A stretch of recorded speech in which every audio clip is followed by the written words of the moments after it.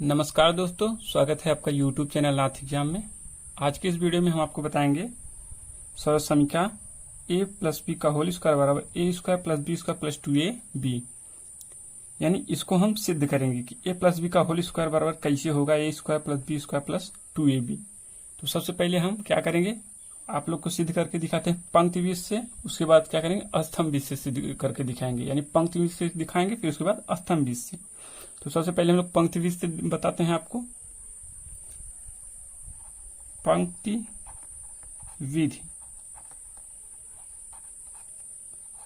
पंक्ति विधि क्या है, दिया हुआ है क्या, a प्लस बी का होल स्क्वायर, यानी इसको हम लिख सकते हैं क्या, a प्लस बी गुणे a प्लस बी।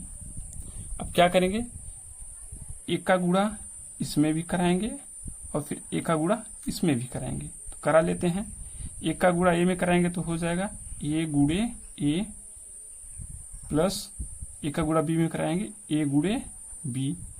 फिर हम क्या करेंगे, बी का गुणा ए में कराएंगे, फिर बी का गुणा बी में कराएंगे, तो हो जाएगा प्लस ए गुणे बी, बी गुणे ए या फिर ए गुणे बी लिखें, कोई दिक्कत नहीं है।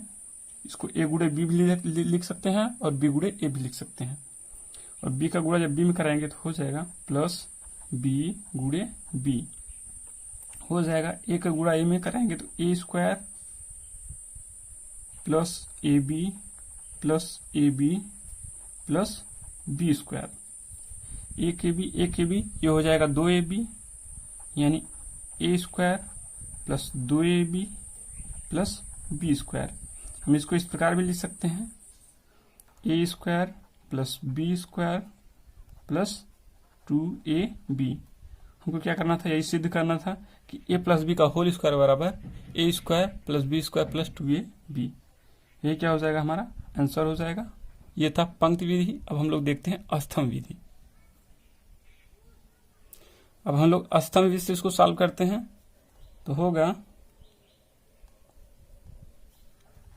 स्तंभ विधि। दिया है a प्लस बी का होल स्क्वायर, इसी को हमें क्या करना है, सिद्ध करना है।